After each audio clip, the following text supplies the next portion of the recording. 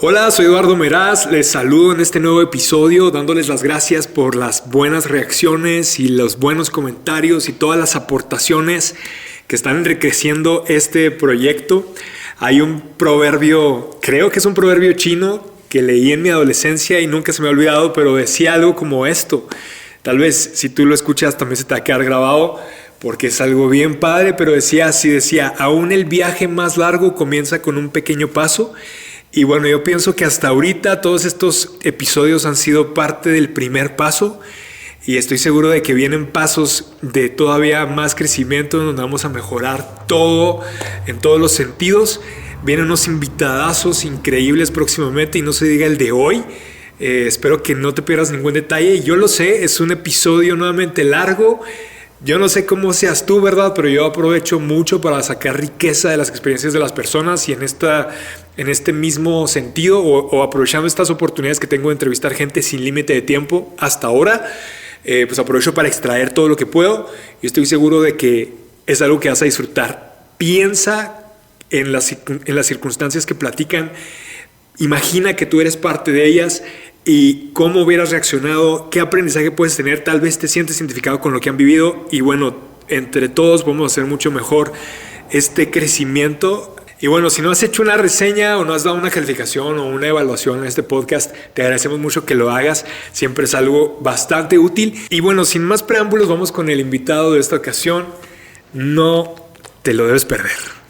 Bueno, ya estamos en un nuevo episodio de Yo Soy y me da mucho gusto decirles que tengo a una de las personas, yo creo que de las más importantes en mi formación, en la estructura de mis creencias, de mi manera de percibir al mundo y bueno, una persona que además Dios me concedió que fuera parte de mi familia y es nada más y nada menos que mi tío, el mayor de mis tíos de parte de la familia de mi papá, de parte de la familia Meraz.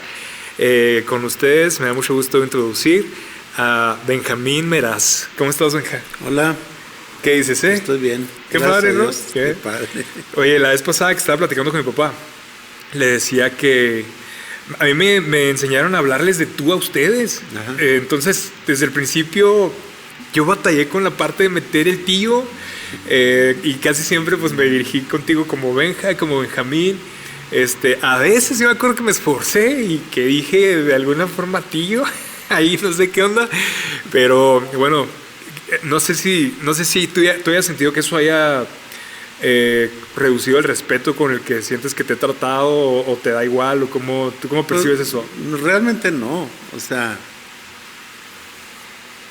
como tú decías, son cosas que desde el principio han estado ahí y desde el principio hemos acostumbrado nuestra relación a eso. Realmente, si te soy honesto, al principio yo sí decía, bueno, ¿y por qué no me dicen tío? Sí. O sea, ¿Te pasó con otros sobrinos o nada más? Sí, también. Sí. Pero se acostumbra uno, o sea. Sí, ¿no? Es que el aspecto generacional, como fui yo educado, es que tus sobrinos te tienen que decir tío. Y realmente al principio es como nomás extrañar, ¿no? Pero en cuestión de respeto y todo eso, me da lo mismo. De todos modos, a todos se acostumbra uno, ¿verdad? Sí. Bueno, Benja, ahorita, como tú sabes, no hay una escaleta, no hay una ruta por la que vamos a ir, pero me gustaría que nos contaras un poquito de esta pregunta, que es la única que debemos de hacerle a todos los que estén aquí conmigo, que es ¿quién eres, verdad? ¿Tú cómo defines quién soy en tu propia persona? ¿Quién eres? ¿Cómo te concibes? ¿Cómo te defines? ¿Cómo te explicas? Yo creo que el principal enfoque que me gusta darle a quién soy, soy lo que dice la palabra que soy. Y realmente empezando por ahí, soy esa tercera y cuarta generación. Eso soy. ¿Por qué? Porque si volteo a ver a mis antepasados, realmente es lo que ellos quisieron que yo fuera, Y yo he intentado darles honor a ese pensamiento de ellos, de ser lo que ellos quisieron formar en mí. Eso es lo que soy, porque uno tiene sus propias experiencias, sus propias cuestiones que marcan a uno, lo marcan como persona y negativas y positivas, ¿no? Sí. De todo. Pero realmente, a final de cuentas, si me preguntas quién soy lo que la palabra dice que soy.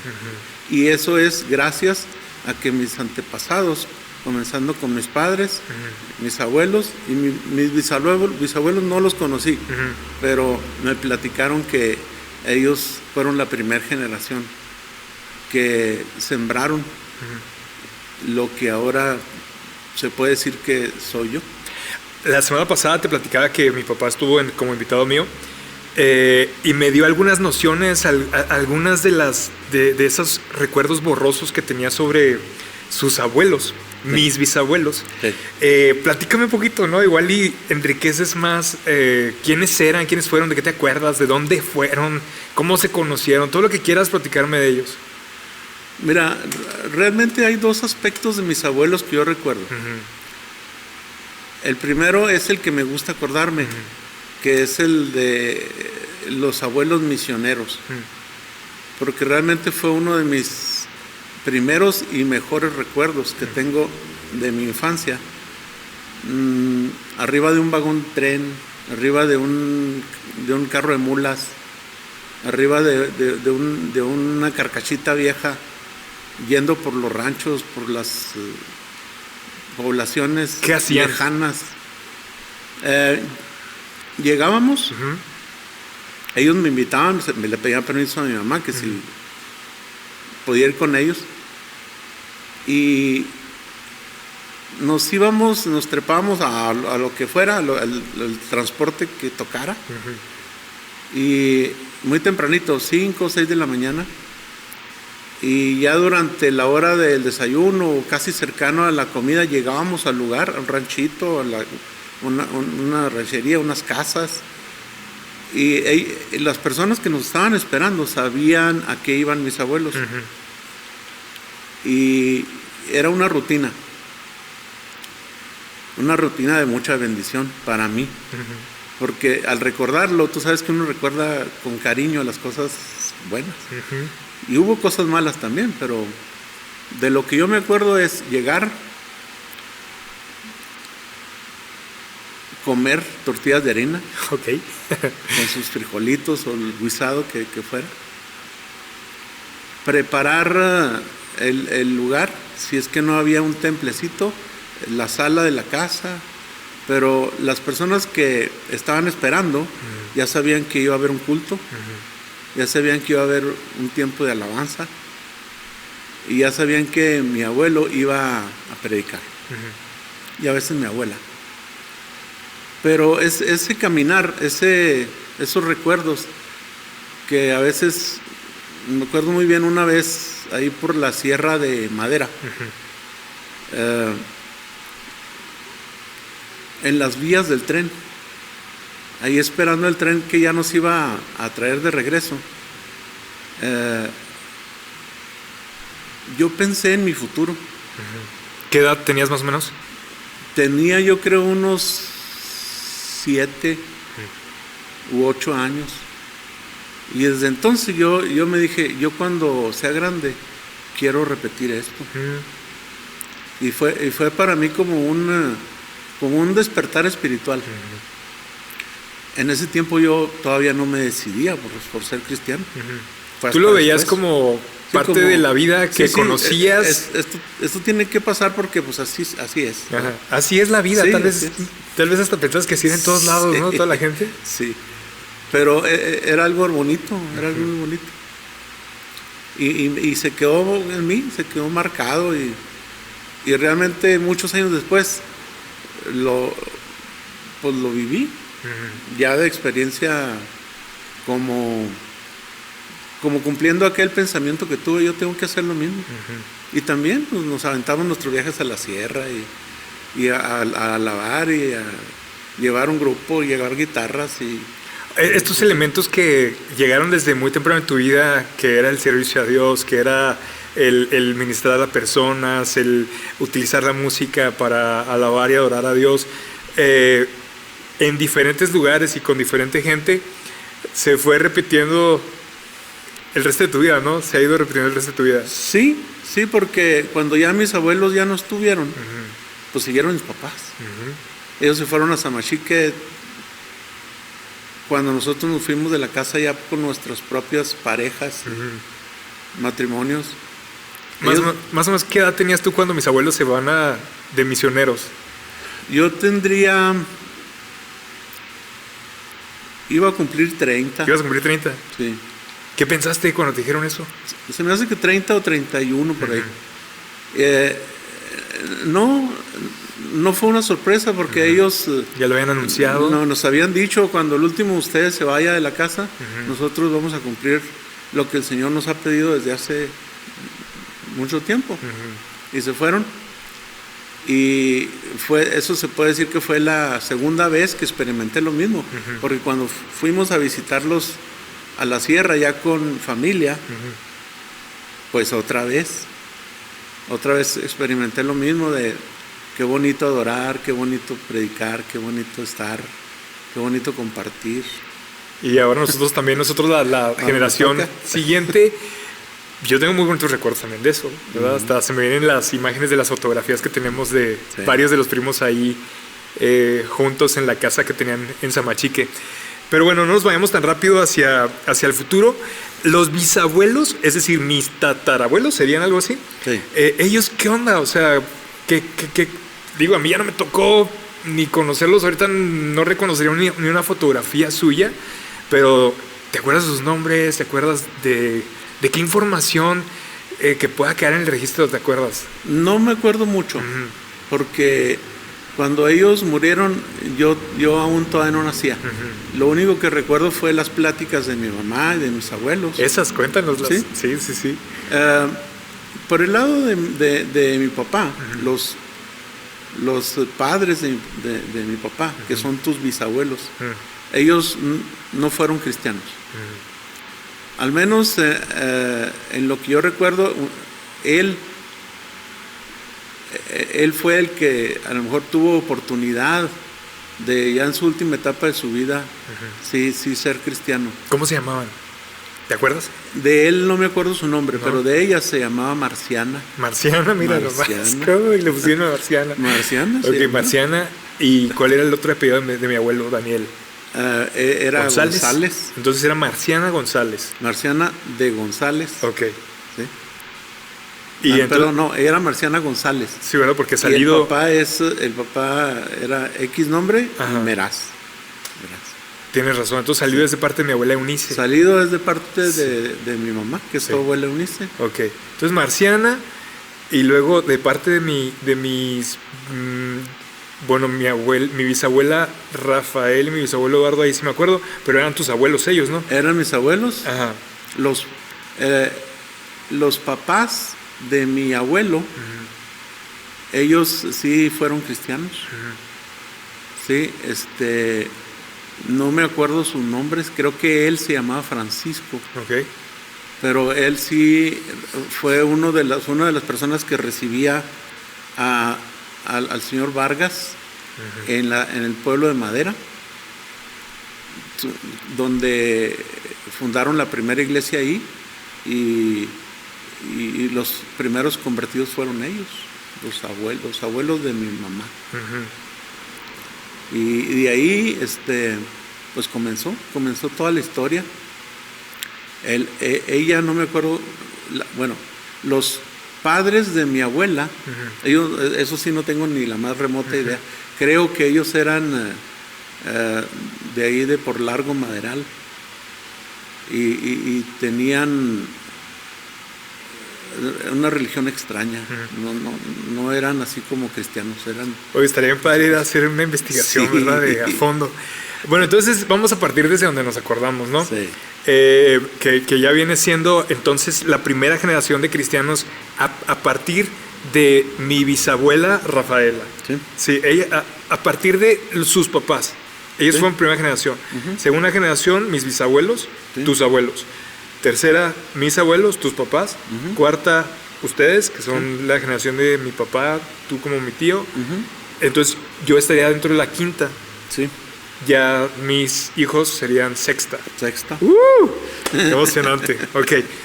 Entonces, de aquel tiempo ahora ha habido muchos cambios en todos Sí. lados, ¿no? Por doquier.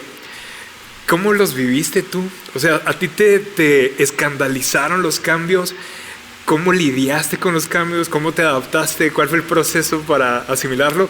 Hace poquito estábamos teniendo una plática en el WhatsApp, medio sangrona, ¿no? Sí. Te digo por qué medio sangrona, porque por atrás los primos estábamos jugando, Me imagino. tirando cotorreo. Estamos en un grupo de WhatsApp donde están los tíos también. Y empezábamos medio a presionarlos, a ver qué opinaban y todo. Y de hecho tú hiciste un comentario de que no era tu tema. Estábamos hablando de uno de esos grandes cambios que a mí me gustaría saber cómo los percibes, ¿verdad? Ahorita estamos hablando contigo. Quien sea puede tener sus miles de opiniones, ¿verdad? Pero son cambios muy reales de que yo les preguntaba. En su época, y de hecho en mi época de niño, me decían que ponerme un tatuaje era pecado. Es algo con lo que me formé y hasta la fecha yo no tengo un tatuaje porque me siento incómodo pensando en hacérmelo.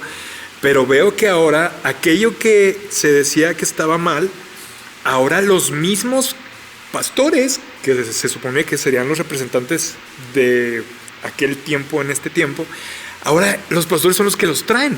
Los pastores de una generación moderna, ¿verdad? Sí. A mí, yo sí les pregunté a ustedes, ¿qué va a ser lo que se haga o que se diga que no hay problema hacer en el futuro, que ahorita se está diciendo que sí hay problema hacer desde el púlpito, ¿verdad? Pues sí, mira, realmente somos el producto de la formación de las experiencias pasadas, ¿verdad? Y ahorita era algo gracioso para mí que mencionaras que por atrás estaban ustedes platicando, ¿verdad? Sí. Es que nosotros ¿Estaban igual? también, o sea, nosotros tenemos un grupo Sí. de puros adultos, ¿verdad? Sí. Y pues mira lo que dice y mira otro y ustedes allá también, ¿verdad? Sí, sí, Eso es sí. cuestión generacional. Ajá. Y me recordé también de algo que salió, creo, por ahí el tema en la conversación. Aquellas, parte de la formación que tuvimos, ¿verdad? De mis abuelos, que ahorita te decía yo que pues había cosas no tan agradables, ¿verdad? Pero que también nos formaron. Fueron algunas experiencias con disciplinas extremas, extremas. O sea, unas nalgadas que se te quedan marcadas. ¿o? Mira, por parte de mi abuelo, el papá de mi mamá, era, no sé, habrá gente que sí capte lo que es lo que es la famosa cuarta. La cuarta. La cuarta. Es un instrumento con el que domestican a los Los caballos. Ok. Sí. Pues domesticaban también las pompis de sus nietos. Ok. Y era una cosa extrema, era violencia. Entonces te Era marca, destructivo. Te marca, sí, te marca y dices tú, ¿por qué? O sea, Bueno, fíjate, en mi caso a mí sí me tocó que me dieran con el cinto y lo recuerdo con gratitud. ajá, En tu caso te dieron con la cuarta, ¿lo recuerdas como algo nocivo? algo negativo. Ok, Algo porque negativo. brincaron una línea. Sí, pasaba una línea. Pero igual sirvió. O sea, te dejaba ahí la marca física, pero también te dejaba el no lo vuelvo a hacer. O sea, hay consecuencias Sí. por tus actos. ¿Y esa cuarta la utilizaban cuando ameritaba o nada más por despotricar? ¿O ambas? Fíjate, ambas, porque ok. yo sí recuerdo que a veces sí lo merecíamos, no a tal grado, ¿eh? Sí. Pero a veces eran cuestiones de que injustas, porque no había una comprobación del daño o del hecho, de por qué te estaban castigando. Simplemente mi abuelo oía, pues que hizo esto y aquello, no lo comprobaba. Se iba con la agresión. Yo no le guardo rencor a mi abuelo por eso, la verdad, no. Pero sí lo recuerdo como algo negativo en mi vida. Y es algo que te has abstenido de usar, desde Sí, luego, ¿no?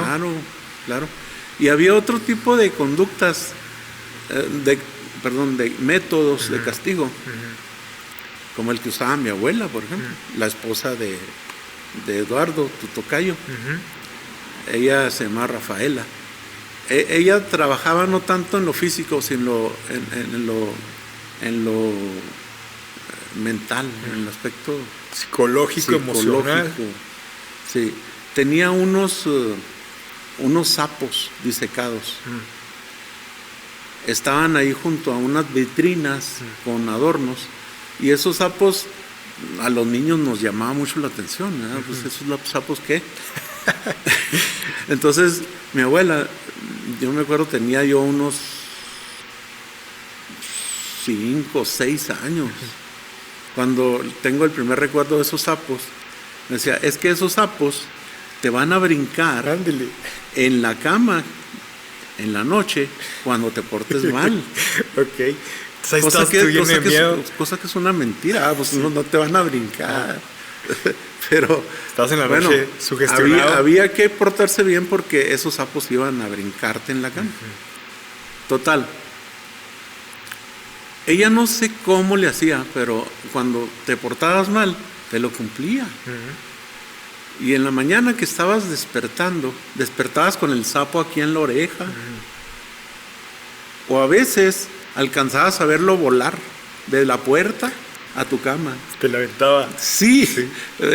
Y eso también es violencia psicológica. Sí. Imagínate un niño de 5 años, 6 años, soportando ver el sapo viniendo de la puerta.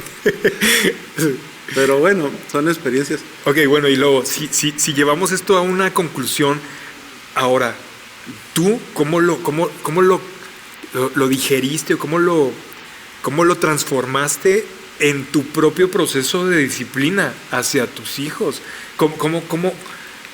¿Cuál fue el producto final? Me explico lo que dejó en ti. Mira, dejó 2 cosas. La primera es la necesidad de la disciplina, que sin disciplina pues no va a haber un freno.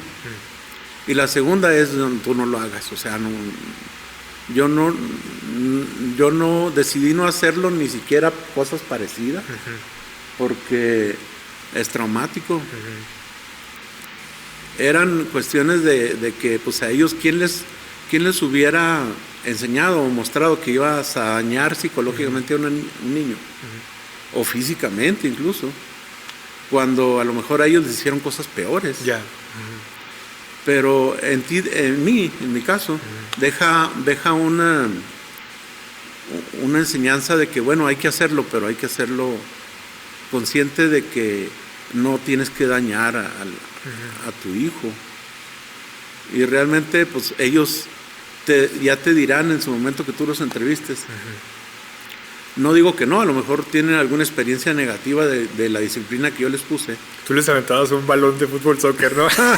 Oye, una vez sí, pero no fue por disciplina, fue un accidente. De media cancha le tiré un balonazo y le pegué exactamente en la nariz. Oye, ¿a poco a partir de eso salió lo de su problema de la sangre? Fue antes.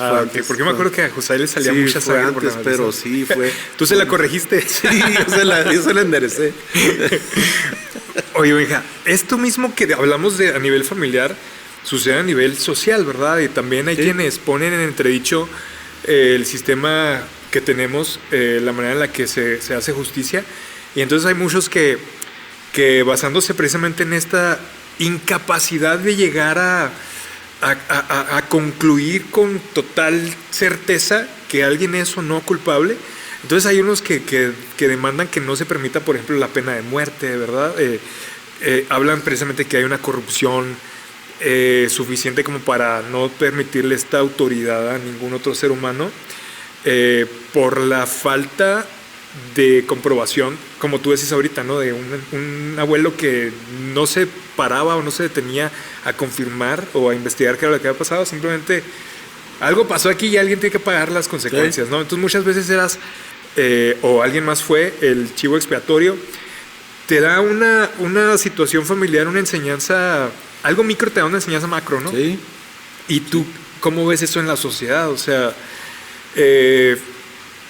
tú has trabajado en no sé si se les llama instancias gubernamentales o dependencias de gobierno. Tú conoces un poquito, bueno, no sé si un poquito o mucho, pero llamémosle el teje y maneje de cómo se imparte la equidad, la igualdad, la justicia, lo que es ideal y lo que es real.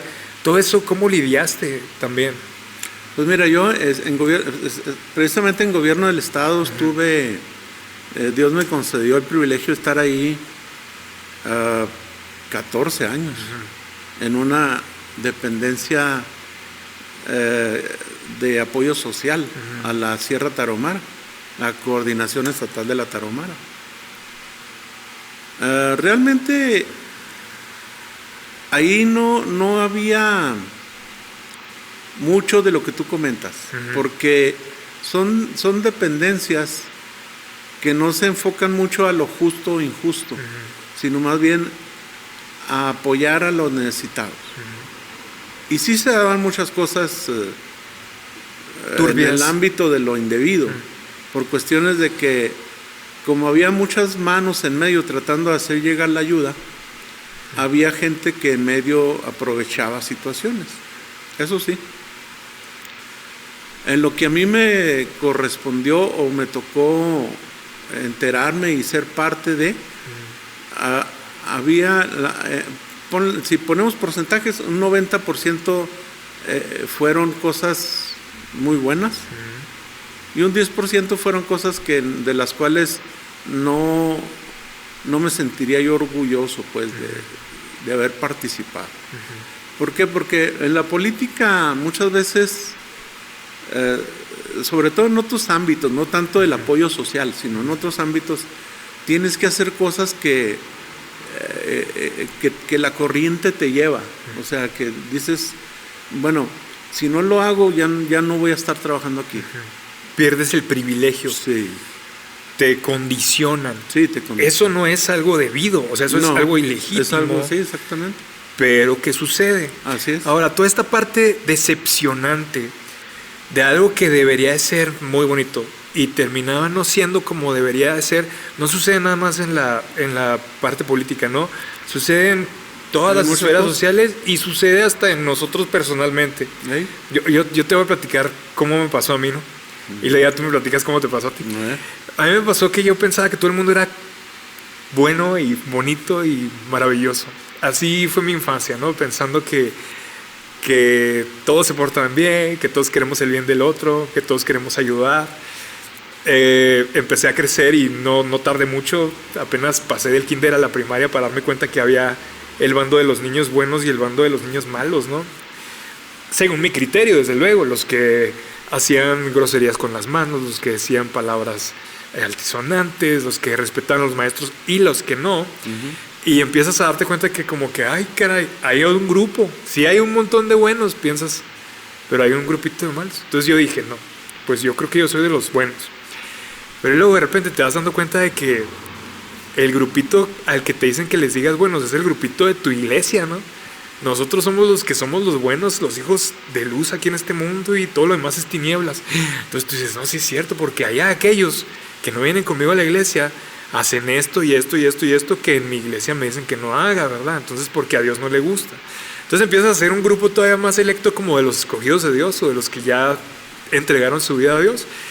Y entonces de repente te das cuenta que en la misma iglesia pasan cosas medio feas, ¿no? Y luego tú dices, ay, caray, entonces hay unos que son de verdad y otros que son falsos. Entonces empiezas a decir, pues yo conozco a mi familia. Entonces tu familia es la chida, la bonita, la que cuando todos fallan, tu familia queda de pie, ¿no? Y todo. Y de repente empiezas a ver tronado a tu propia familia, ¿no? Y empiezas a casi a sentirte que tú eres el único. Viene Elías, viene el profeta Elías, ¿no? Así como que tú quedas, ¿no? Pero al final, esa burbuja del único se te truena espantosamente igual y dices, ¿cuál único ni qué nada? O sea, el peor de todos era nada más nada menos que yo. Y esas decepciones empiezan primero siendo externas y tú con la espada desenvainada queriendo hacer justicia, ¿no? Y reclamar justicia para los injustos y castigo para los malvados. Terminas soltando la espada y diciendo, por favor no me mates, Dios, ¿verdad? O sea, terminas pidiendo tú mismo misericordia. Pues pero sí, es un extraño proceso. ¿Cómo te pasó a ti? O sea, ¿cómo lidiaste tú? Esas decepciones yo creo que son inevitables, ¿no? Sí, no, y son en todos los ámbitos de la vida, o sea, familia. Estás en la escuela, piensas igual, estás en el trabajo igual, estás en la familia también. Estás en el deporte también. Hay buenos, hay malos. Y realmente son pocos, aunque sí hay, los que disfrutan estar en el bando de los rudos, de los malos, ¿eh? Todos quisiéramos ser buenos. No es, para mí no ha sido, la verdad, para mí no ha sido algo difícil, precisamente por la formación que he tenido, el tratar de pertenecer siempre al bando de los técnicos, a los buenos. ¿Por qué? Porque aunque hay a veces que lo haya conseguido, hay a veces que no, pero mi intención siempre es esa. O sea, cuando formé parte precisamente de lo que comentamos, de que fue gobierno del Estado, yo traté siempre de ser recto, de ser honesto, de ser el ejemplo. Porque aunque mirabas cosas que no debían suceder, encontrabas la forma de aplicar el principio básico de la lealtad. Porque si eres leal, aunque el otro esté mal, tú estás bien. Porque tú estás formando parte de algo, y si eres leal a algo, va a llegar el momento en que tengas la oportunidad de demostrar de que tú estás bien, aunque el otro esté mal. Como realmente sucedió en mi vida. Yo fui acusado después de salir de gobierno del Estado. ¿Fuiste acusado? Sí. Wow. Yo fui acusado ante la justicia. Ah, caray. Por... Eso no me lo sabía. ¿Es un archivo ahí, un X-File o qué? Es un X-File, pero fue público, realmente te lo platico porque fue público. No me di por enterado. Bueno, cuando yo salí de gobierno del Estado, una de las cosas que me di cuenta prácticamente 7 años u 8 años después fue que una persona del departamento jurídico del trabajo donde yo estuve me usó de chivo expiatorio, lo que decimos ahorita, de lavamanos, por algo que sus jefes de él habían hecho. En pocas palabras, ¿verdad? Sí. Y sus jefes recibieron la instrucción de que se me acusara legalmente en aquel tiempo. Y de lo cual yo nunca me enteré, porque la acusación, pues, aparte de ser totalmente falsa, hubiera podido ser fácilmente comprobable de que no era verdad. En aquel tiempo no pasó nada, pero después, cuando este nuevo gobierno entró, le empezaron a mover a esos archivos. Empiezan a buscar para manchar el nombre del gobierno anterior, ¿verdad? Bueno, es una práctica común, ¿no? Sí. Encontraron ese expediente por ahí y me fueron a buscar. Me mandaron un ministerial y comenzó un proceso en el cual, pues, prácticamente nos vimos involucrados toda la familia ahí en la casa.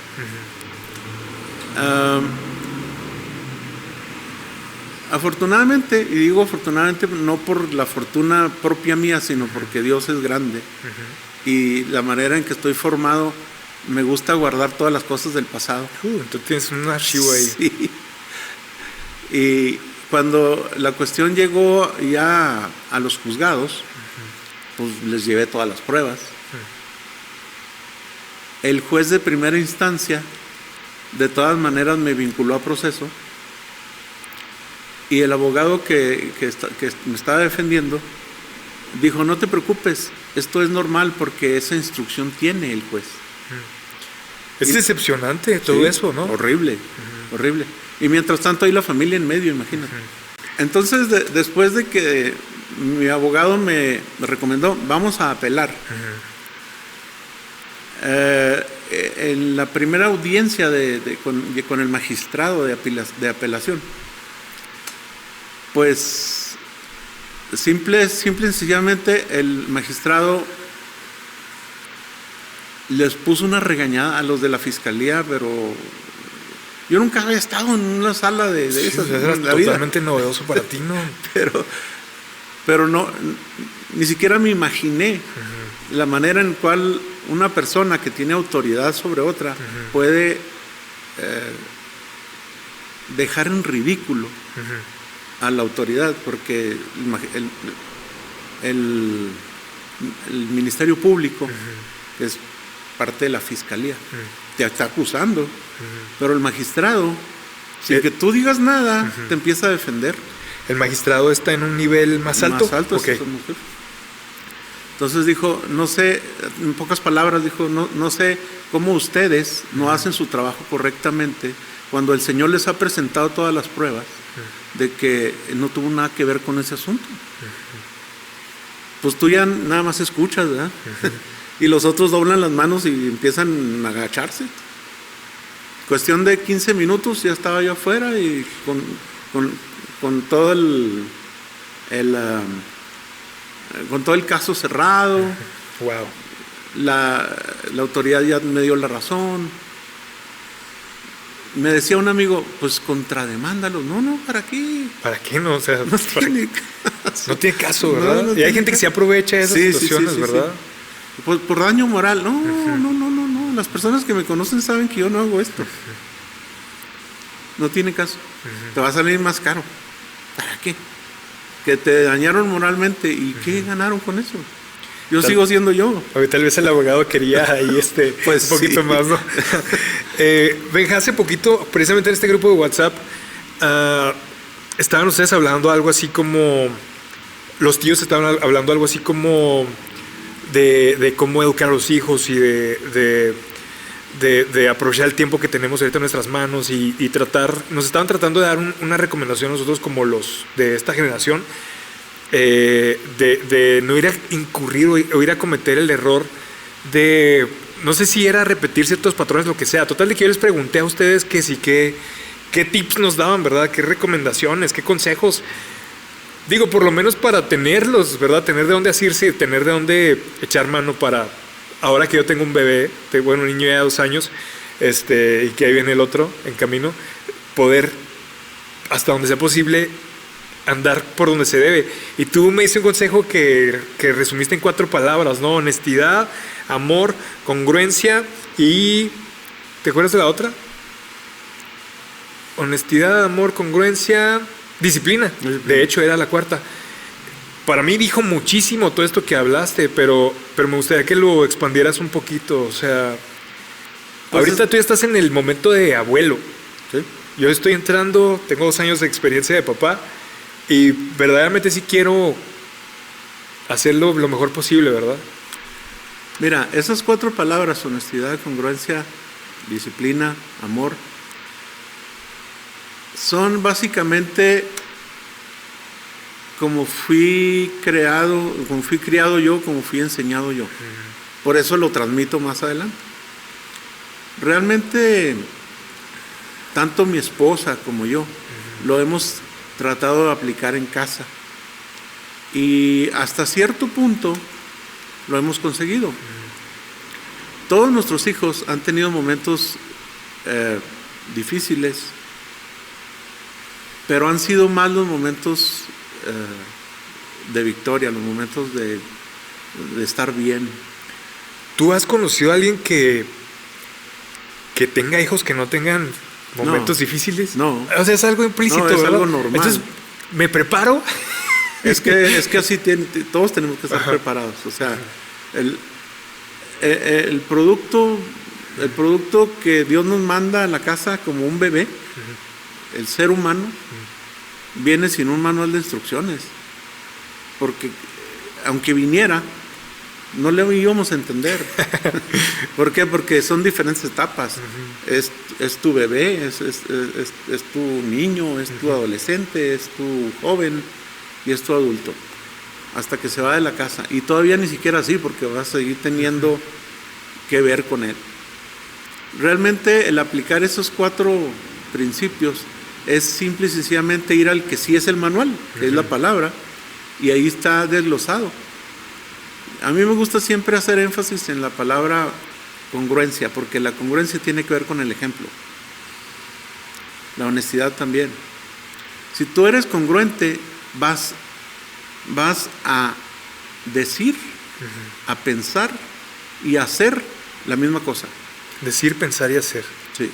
Porque si dices una cosa y piensas otra y haces otra diferente, no eres congruente. Está cada uno apuntando a diferente lugar. ¿Sí? Y si eres congruente, no se lo necesitas decir a tu hijo, oye, mira, yo estoy siendo congruente. No, él lo va a ver.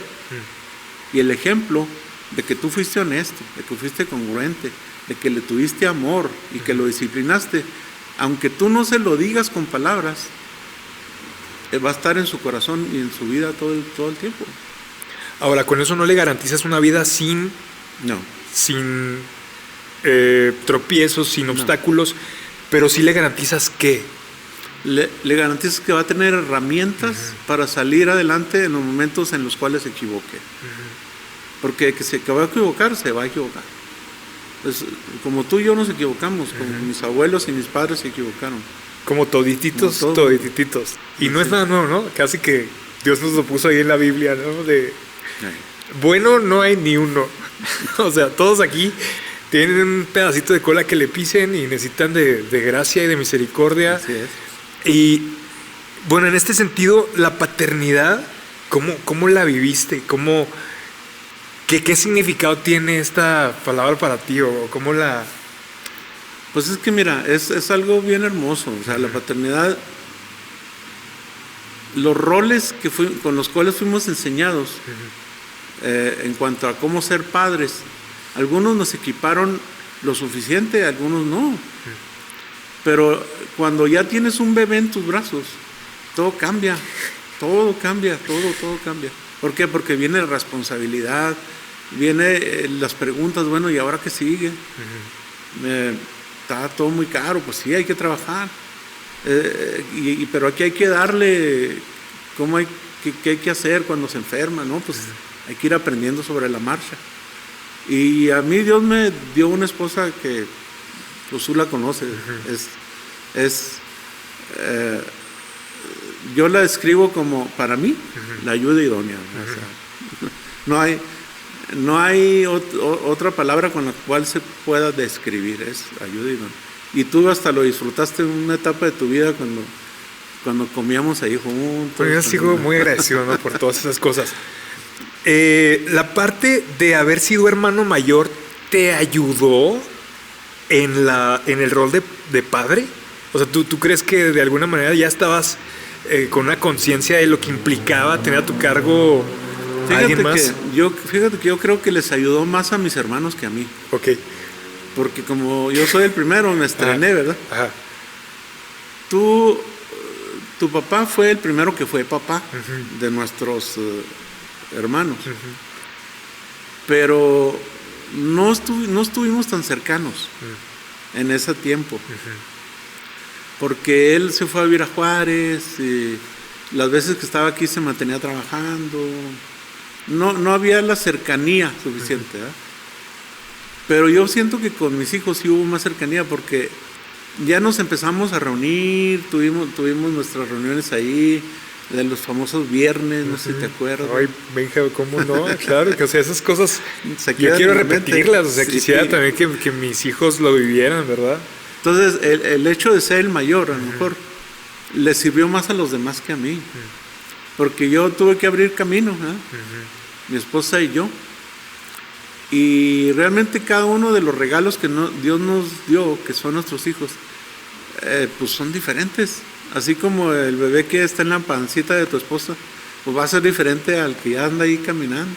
Es muy emocionante. Sí, mucho. Oye, yo le digo a Karina que para mí es como la experiencia de estos Kinder sorpresa, de ver qué es lo que trae dentro, ¿verdad? De ver cómo es. Y le digo que me gustaría conocer a muchos. Entonces que me gustaría tener un montón de hijos, pero bueno, ya vamos viendo.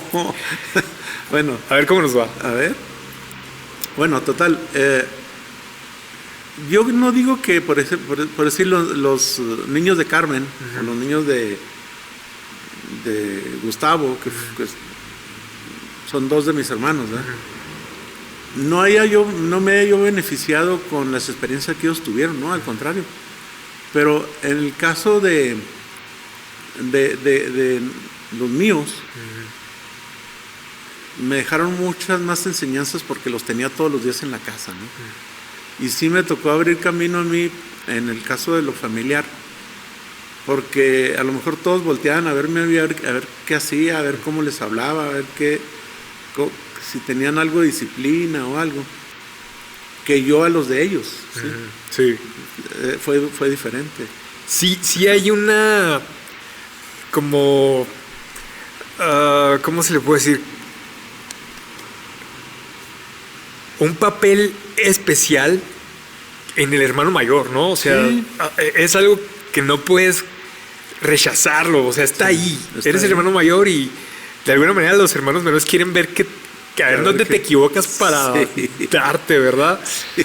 Pero al mismo tiempo también consideras una autoridad en tu hermano mayor. No sé hasta qué punto llegue en cuanto a edad, no sé hasta qué edad uno deja de sentir esa mayoría de edad como jerárquicamente. Puede haber siempre excepciones de alguien que lo mantenga el resto de su vida, ¿no? Pero tú ¿cómo lidiaste con eso? O sea, porque sí es una presión. Tus papás siempre te están diciendo, tienes que portarte bien para que tus hermanitos vean cómo es la cosa aquí, ¿no? Y luego también de que ya, como eres el mayor, pues te encargan algunas cosas de los menores, de sus cuidados y todo. ¿Cómo recuerdas esa parte de tu infancia? Bueno, pesado, ligero, divertido, frustrante. Es que va sucediendo y es algo natural. Ajá. O sea, eres el mayor y con eso vives toda tu vida. Ajá. Realmente ni lo piensas. O sea, lo que sí, ahora que me lo preguntas, pues es que sí te sientes responsable hasta cierta manera. Y no nada más de chiquito, de grande también. ¿Por qué? Porque algo sucede y todos pues vamos a preguntarle a Benja. Primero porque ya te pasó a lo mejor.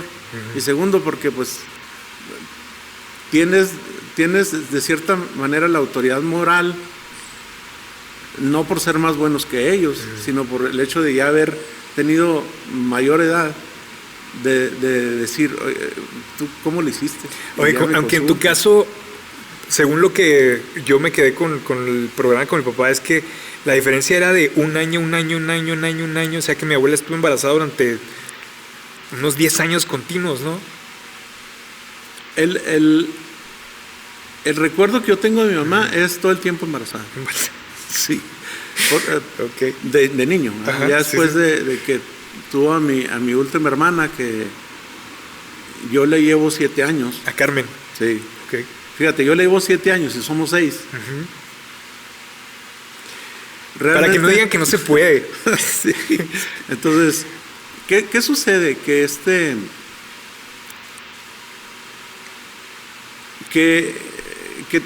todo pasa muy a prisa. O sea, primero no llegas a sentir que eres ni siquiera el consentido, porque ya hay otro, y luego ya hay otro, y hay otro. Tienes que comenzar a vivir tu vida y comenzar a desarrollar tu papel de hermano mayor desde muy chiquito. Entonces, eso como que se dio de manera muy natural conmigo, o sea, y realmente no porque todo haya sido miel sobre hojuelas, sino porque la misericordia de Dios fue así, o sea, de hecho la siembra fue muy poquito y la cosecha fue luego. Yo me acuerdo desde los más tempranos años de mi vida cómo yo cuidaba de mis hermanitos. De hecho, mi primer recuerdo fue, yo creo, de cuando tenía unos 4 años, de cómo salvé de un incendio a tu papá. A ver, platícanos. Bueno, mi mamá siempre tuvo que cargar con gran parte de lo económico en la casa, porque mi papá era impresor, tenía a su cargo una imprenta del templo donde íbamos, la puerta abierta. Y en esa etapa de la vida, desde mi mamá estando embarazada mucho tiempo, ella preparaba los alimentos, hacía burritos, lonches, hamburguesas para vender, galletas. Y una de esas veces, con tanto que tenía en la cabeza, se fue a vender unas cosas a unas oficinas de gobierno y se le olvidaron en la estufa los frijoles en la olla. Ok. Sino que tardó en venir y yo no sabía que había frijoles en la olla. Lo único que yo recuerdo es que de pronto vi mucho humo, mucho humo.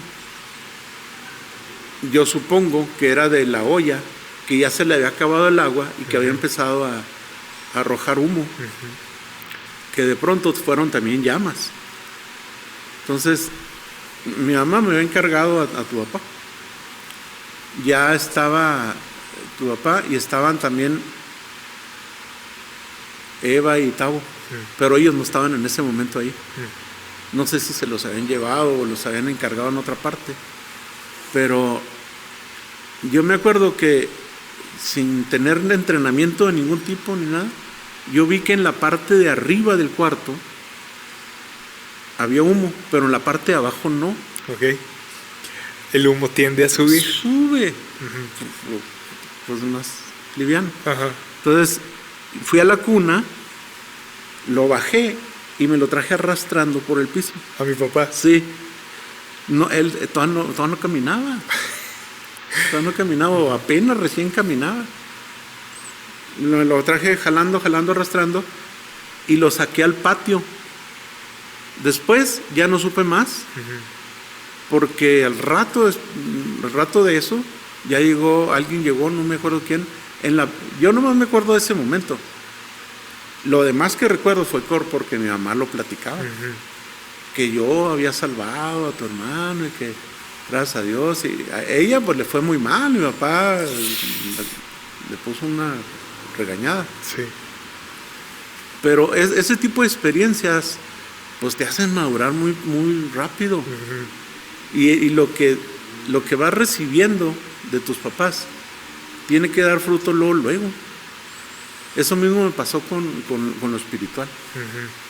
Y lo mismo, porque en esa misma etapa de mi vida, 5 o 6 años, fueron los primeros recuerdos que yo tengo en una banca de una iglesia, con una viejita que como yo iba y me aburría mucho porque no entendía nada, ella siempre me llevaba un cuaderno, era la organista del templo, me llevaba un cuaderno y unos colores, unos crayones gruesos, y me ponía a pintar, a dibujar, a hacer cosas. Y eso te va marcando porque dices, bueno, no le entiendo nada a aquel señor que está hablé allá, pero aquí tengo algo que hacer. Sí. Sí, y te va metiendo a la iglesia y ya no quieres salir de ahí, porque cada vez que iba mi mamá y mi papá al templo, oiga, pues ahí voy, yo también.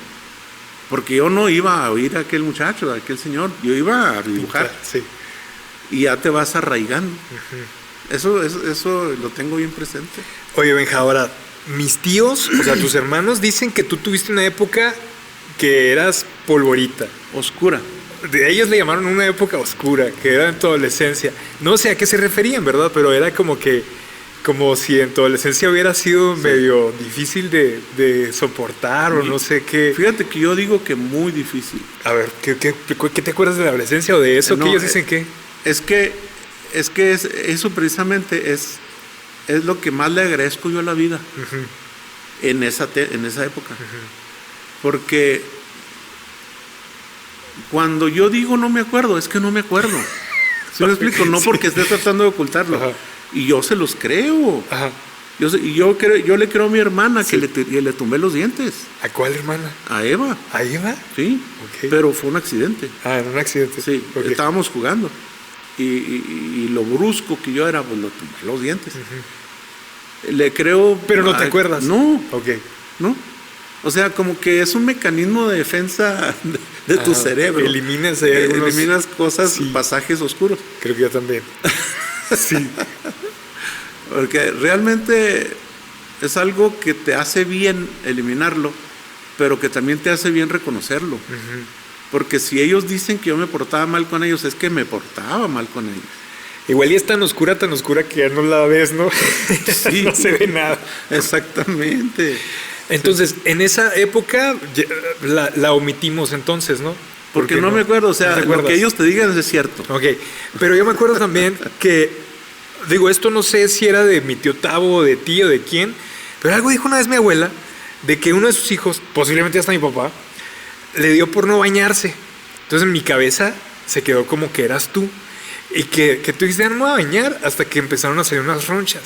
¿No fue contigo? Creo que sí. Sí, pero creo tampoco sí. te acuerdas muy bien. No, es que es que sí me acuerdo. A mí no me gustaba bañarme. Pero fue como una campaña no me voy a bañar. Pues fue pereza más bien, o sea. Lo recuerdas con alegría, ¿no? Con diversión, ¿o qué? Sí, no lo recuerdo como que fuera un pecado, pues. Ajá. O sea, lo recuerdo como que sí, cierto, no me quería. No, sí, andabas no medio bañaba, hippie. ¿no? Sí. Ok. Sí. Y eso fue, pues, ¿qué será? Pues ya grande, que no creas que de tan chiquito. No, o sea, tan chiquito. Seguro que fue después de los 12, 13 años. Ok. Cuando estás en la mera etapa de no, es que no quiero, hijo, no quiero. Tú te dejaste crecer la barba en un tiempo mucho, ¿no? Sí. ¿Y también el cabello o nada más la barba? La barba y el cabello, pero ya fue a los 18. Ok. Ya fue a los 18. Ya el señor me iba alcanzado. Sí, ya. Pero de todas maneras era la época de los Beatles, ¿no? De los Beatles, sí. Imagínate. Y sí, barba, cabello. Se me veía una cabecita chiquita y luego así todo el greñero y la barba y todo. Pero sí, ya fue después de los 18. ¿En esa etapa de los 18 fue cuando hiciste un viaje a las Olimpiadas? No. ¿No? ¿Fue más adelante? Más adelante, mira. Realmente el viaje a Moscú para los Juegos Olímpicos del 80, yo ya tenía 24 años. Ya estaba trabajando, si no hubiera podido ir. Yo empecé a trabajar a los 19, después de un campamento juvenil, que ahorita tocamos el tema, te marcan los campamentos juveniles, sobre todo en el ambiente, en el ámbito de lo espiritual, como estaban en aquel tiempo. Ahorita te platico. Pero sí, lo de los Juegos Olímpicos fue en el 1980, tenía yo 24. ¿Cómo se te mete esta idea y cómo empiezas a maquinar todo el plan para irte? Bueno,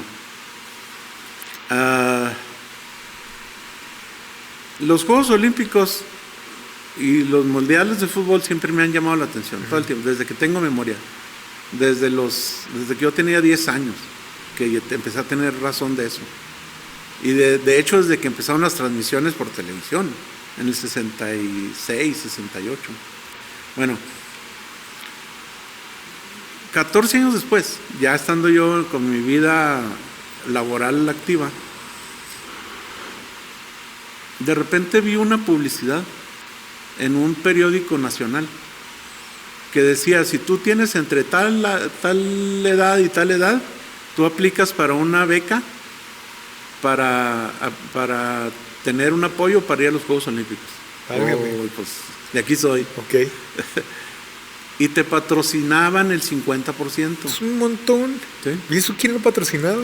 El gobierno de aquel tiempo. ¿Por? O sea, ¿cuál era su interés o qué? A través del deporte de la juventud. O sea, despertar en la juventud un interés en el deporte. Sí. Wow. Y era un programa muy, muy atractivo y a nivel nacional, porque llenamos 2 aviones. Un Chicharito, éramos 2 de Chihuahua. Uno en un avión y otro en otro. Y de hecho éramos prácticamente 200 personas, 200 chavos. Y fue entonces como, bueno, ¿cómo le hago para aplicar? Apliqué, mandé una carta y me respondieron, de aquí soy. Ya se hizo. Sí. Y me costó 3 meses de sueldo, porque pues era caro. Pero los otros 3 meses los puso el gobierno. Y estuvimos allá 15 días. una semana, la segunda semana de los Juegos Olímpicos, ya para la clausura, y la tercera semana de turista. O sea, ya se habían acabado los Juegos, ajá, pero eran 15 días de estancia. Uh-huh. Una semana yendo a las actividades olímpicas y la segunda semana con actividades propias de los turistas. Uh-huh. Una de ellas incluso hasta una competencia de la carrera campo traviesa, 1 milla, llegué en cuarto lugar. Ah, caray, órale. Eso está bueno. Y tengo mi medallita. Me acuerdo que tú decías que fue algo muy interesante que ibas en el avión y que no se puso el sol en quién sabe cuánto tiempo, ¿no? ¿Me lo refrescas eso? Pues es que vas en prácticamente en dirección del movimiento de rotación, exacto, aprovechándolo. Sí, entonces te subes al avión en Canadá, uh-huh, en la mañana y llegas como a mediodía al aeropuerto de Moscú, que el viaje dura, pues prácticamente en aquel tiempo duraba 12 horas, uh-huh, pero de acuerdo al reloj lo haces en 4 horas. Uh-huh. Te subes a las 10 de la mañana, llegas a las 2 de la tarde a Moscú. Uh-huh. Eso está padrísimo, ¿no? Sí. Pero llegas con tu reloj biológico completamente loco. Trastornado, ¿no? Ahora, tú no hablabas ruso, ¿no? ¿No? ¿Fuiste con inglés o traían, sí? Inglés, mucho. Ajá. Como el actual, ¿eh? Pero pudiste ahí desenvolverte. Sí, es que se defiende uno. Los rusos hablan inglés. Ahora, ¿qué te decían tus hermanos? ¿Los inspirabas o les dabas envidia o las dos cosas? Las dos cosas. Okay. Sobre todo los hombres, ¿verdad? Las mujeres siempre muy apegadas a la familia, a la mamá. Uh-huh. Pero a José Luis y Gustavo, pues sí, o sea, estoy seguro que les hubiera gustado ir. Oye, también hay un recuerdo en mí de que hubo un tiempo en el que agarraste las cámaras fotográficas. Sí. A ver, ¿qué era eso? ¿Qué pasó? Bueno, recién casado, de hecho incluso ya hasta con Jusay, ya como primer hijo, tuvimos una etapa bien difícil económicamente porque nos hicimos de una casita y como la compramos al contado en la casa que vivimos hoy, pedí un préstamo y el préstamo nos estaba ahorcando duro para los abonos y todo eso. Y mi esposa, por iniciativa propia, digo, vamos haciendo algo más. Uh-huh. Y ella se ofreció aparte del trabajo que yo tenía, que estaba yo trabajando en Grupo Futurama, lo que es ahora el Súper. Uh-huh. Conseguí una camarita semiprofesional y aprendí a tomar fotos y mi esposo también. Y mientras yo trabajaba, ella hacía la labor de ruta de cobranza y nos combinábamos. Me acuerdo que a veces llegaba llorando a la casa, es que nadie me pagó. No, tranquila, ya mañana vendrá un mejor día. Y Dios nos sacó adelante, o sea, porque ella siempre ha sido muy trabajadora, una cosa u otra. De por sí la casa, pues es bastante trabajo. Un montón. Sí, los hijos. Los hijos. Ella trabajaba conmigo al súper. Uh-huh. Y ya cuando Jusay llegó ahí a la casa, primer hijo, pues ya entre su mamá de ella y yo la convencimos de que ya no siguiera trabajando, que se dedicara a la casa. Y gracias a Dios, entre los dos y con esa camarita, uh-huh, salimos adelante. Qué bodas, que 15 años, que llegábamos a los templos a tomar a la novia y era Catedral, Santa Rosalía y pues era trabajo, ¿eh? Había que estar ahí, tomábamos la foto y el domicilio de los acompañantes y a la labor de vender fotos. Porque antes pues no era de que ahí vengo, no, o sea, llevabas el rollo te lo revelaban y al día siguiente tenías las fotos. Había que llevarlos a las casas. Ahora pues, un momentito ya está todo, ¿verdad? Sí, ahora hasta por internet envías las ligas, ¿no? Obviamente eso es algo con lo que no continuaste, ¿no? Ya esa afición Sí. la dejaste por completo. Es que yo no la vi tanto como una afición, era una necesidad. Y realmente, pues muchos sí nos chuleaban las fotos, ¿verdad? O sea, qué bonita foto. Y era más la cámara que uno, ¿verdad? O sea, porque la cámara tomaba muy buenas fotos. Y ya te ponías en un buen ángulo, cosas así, pues te vas enseñando, ¿verdad? Pero no era de manera profesional, o sea, fue por necesidad. Pero hay otra cosa que también es un arte y que es la música y que es así definitivamente entró en tu vida y la mantienes. ¿Sí? ¿Qué onda con la música y tú? Bueno, la música es la parte más grande, se puede decir, del legado que yo tengo. En lo familiar y también en lo espiritual, porque es un regalo. Es un regalo. O sea, naces con él. Y aunque te das cuenta a veces ya de adulto, pero siempre lo tuviste. O sea, yo estoy muy agradecido primero con mi papá, porque de él aprendí el primer do, el primer sol, el primer acorde en una guitarra. Y estoy muy agradecido con un misionero que se llamó Lester, porque él me enseñó los primeros acordes y los nombres de las notas en el teclado, en el piano de la puerta abierta. Y estoy muy agradecido principalmente con Dios, porque sin el talento, aunque te guste, no avanzas. O sea, sí, bueno, pues es que me gusta mucho la música, sí, pero si no lo traes, Batallas muchísimo más, ¿no? batallas. Y sí, pues son esas tres cosas. Mis dos maestros, que fue mi papá, Lester, y sobre todo el despertar que Dios puso. Porque tampoco fue por falta de oportunidades. Porque yo me acuerdo que el pastor y el líder de jóvenes de Puerta Abierta hablaban conmigo y me decían: oye, pues es que tú tienes talento, aprende a tocar, dirígenos. No. O sea, no, es que no.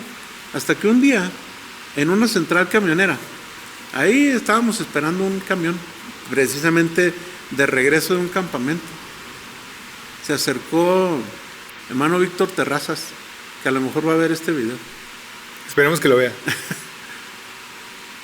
Y me dijo, estaba yo sentado ahí con mi mochila, solo, pensando cosas, no sé ni qué. Y me dijo: necesito decirte algo.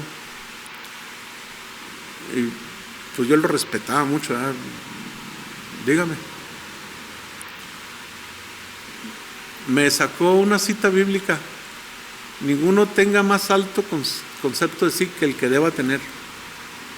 Y me lo dijo así directo y seco. Y lee eso y lee el contexto, lee atrás y lee adelante. Pues ahí estoy buscándole. Y al rato regresó: ¿ya lo leíste? Sí, ya. Quiero que pienses, me dijo, quiero que pienses en lo contrario de eso.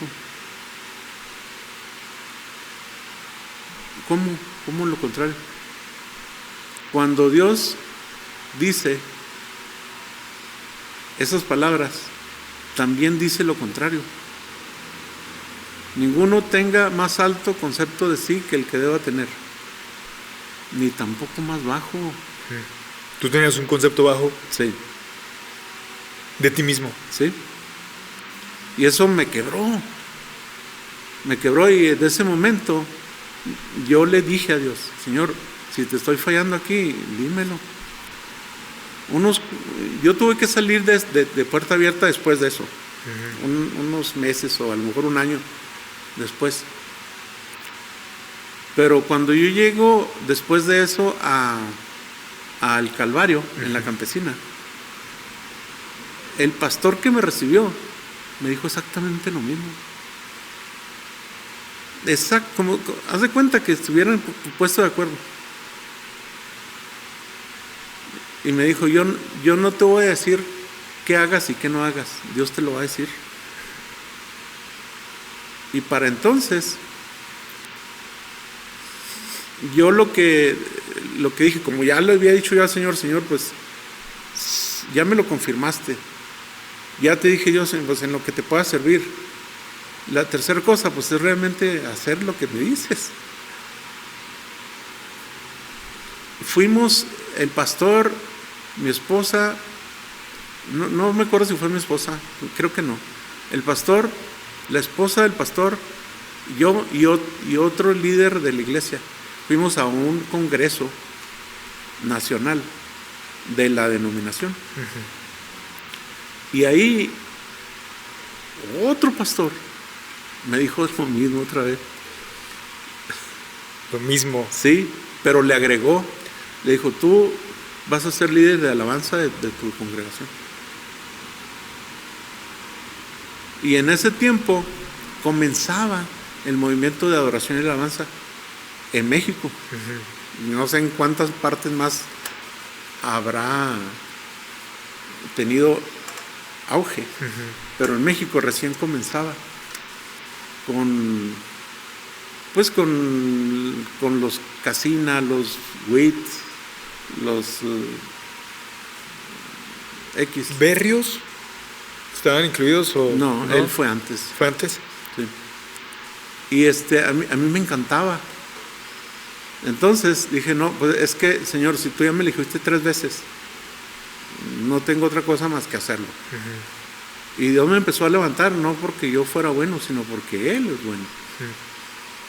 Y realmente creo, sí considero, otros te lo podrán decir con mayor exactitud, que fui bendición para mucha gente en esa área, en el área de alabanza y adoración.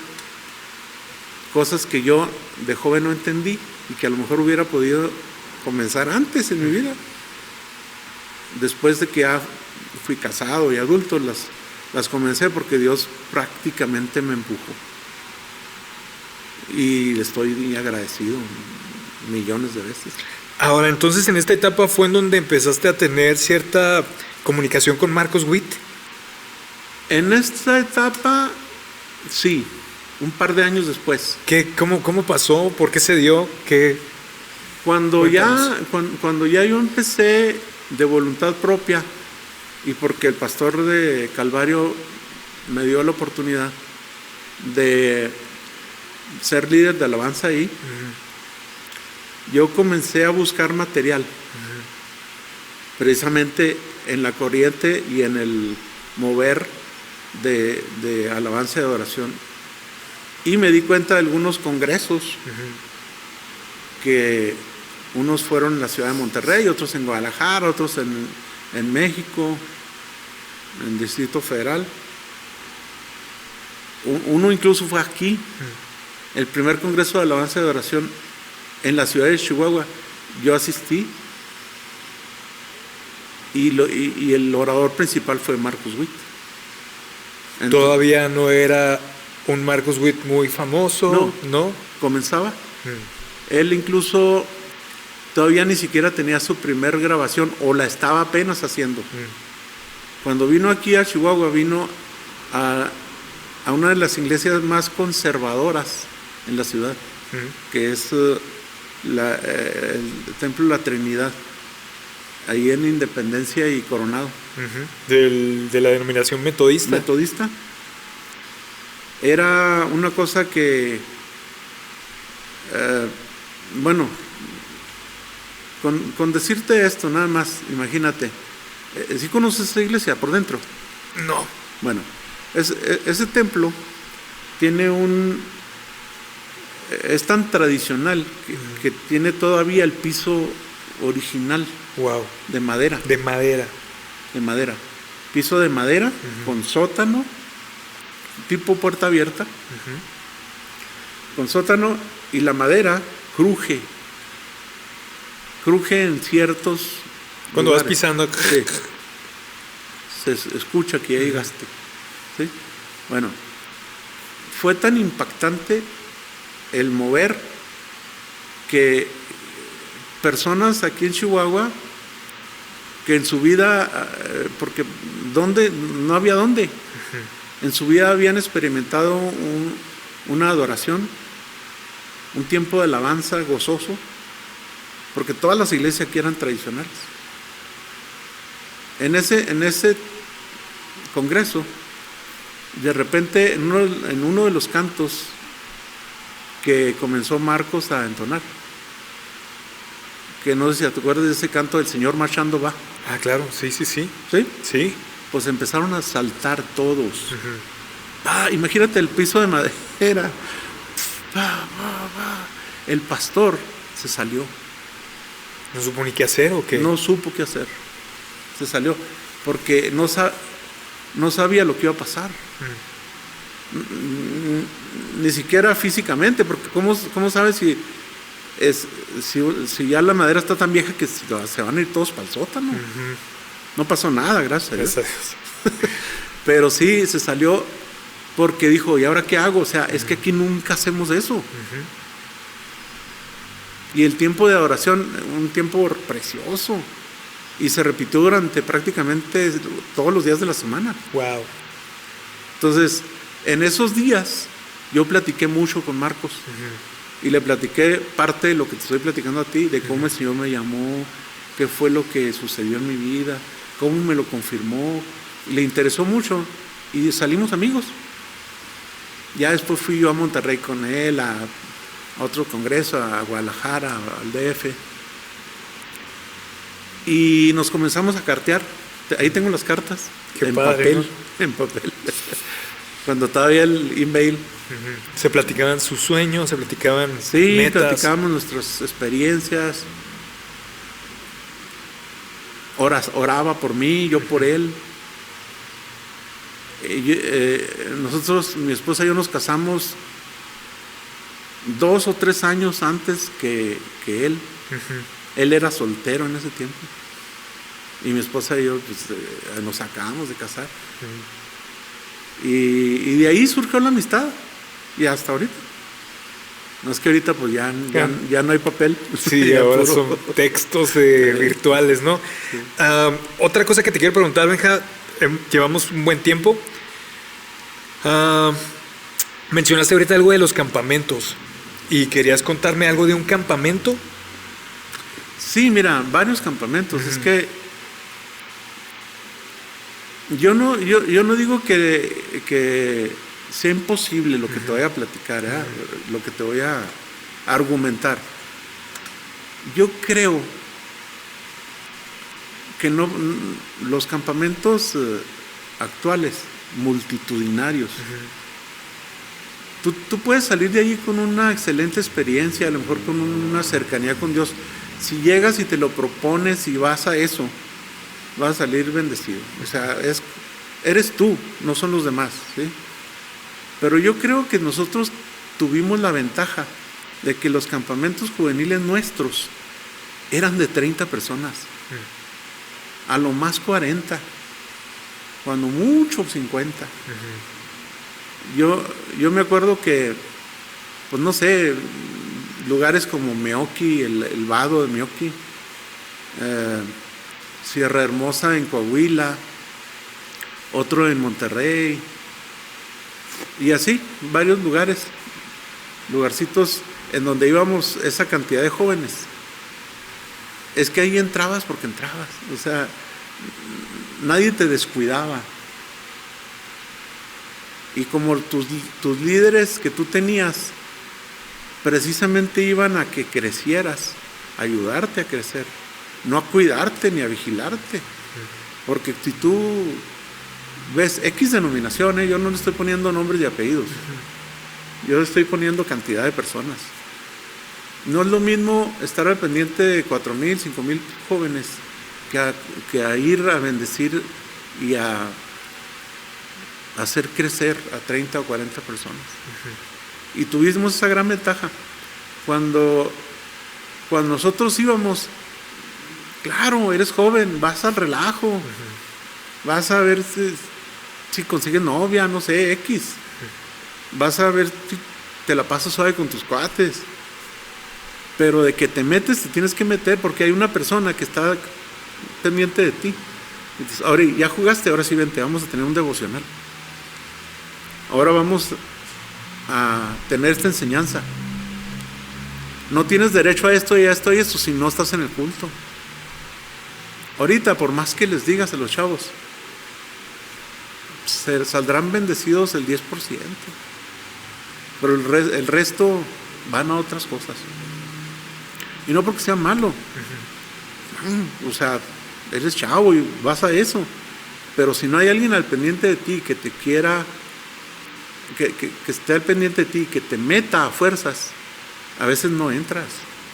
Y nosotros tuvimos esa gran bendición de que nuestros líderes de campamento no nos descuidaron. O sea, mis mayores experiencias espirituales fueron en los campamentos. Llegabas prendido a la iglesia y a dar lo que traías. Y que vamos a ganar más jóvenes, vamos a ganar más jóvenes. Al parque, al hospital. Y eso fue a raíz de que esas experiencias, que a lo mejor no ibas a eso, pero se te dio la oportunidad porque alguien te metió. Y gracias a Dios, eso es lo que te quería platicar. Que te marcaron los campamentos. Sí, me marcaron. Sabes que yo todavía en mi cabeza tengo muchas cosas de las que quiero que platiquemos.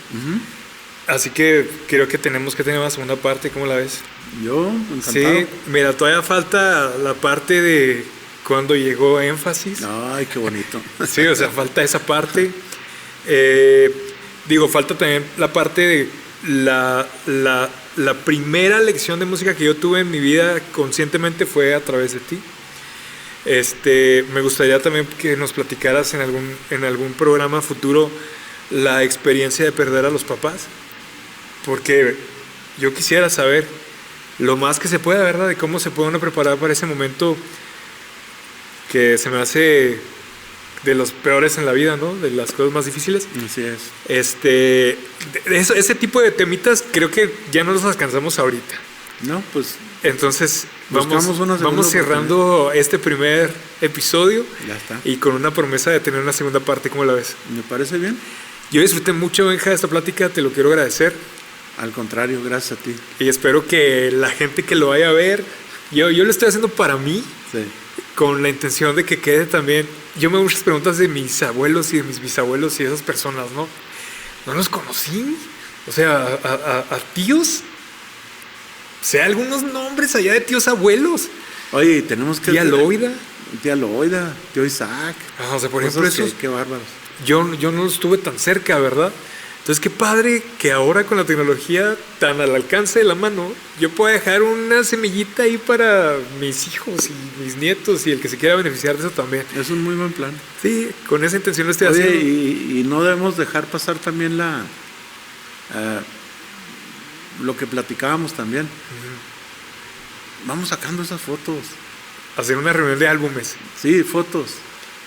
Y que mira esta foto y que les va a servir a ti, sí, y a todos los de tu generación. Ok. ¿Por qué? Porque a lo mejor están ahí en un cajón, sí, ahí en un armario. Ajá. Y luego nos vamos a ir y luego ¿qué? Oye, entre todos hay que llevar cada quien su bonchecito porque yo tengo unas tuyas que tú no tienes. Así es. Tú tienes unas mías que yo no tengo. Es correcto. Entonces ahí como si fueran estampitas y cambiarnoslos, ¿no? Ya está. Benja, ¿cómo cierras este episodio? ¿Qué quieres decirles a las personas? Lo cierro agradeciéndote a ti la oportunidad, porque yo sé que para alguien va a ser interesante y va a ser enriquecedor. Me gustaría que fuera más en lo espiritual, porque realmente es el principio que yo siempre he peleado en mi vida. El sembrar, en algún momento vas a cosechar, aunque tú no lo veas. Y eso es lo que me gustaría, que para alguien fuera de bendición espiritual y que para la parte de la familia y de los amigos fuera enriquecedor las anécdotas, los comentarios, que pues que les llamen la atención, no que quiten la entrevista al minuto 5, ¿verdad? Porque si no, ya no les sirvió. Sí. No, vámonos pues. Órale. Gracias a todos ustedes y Dale. hasta la próxima.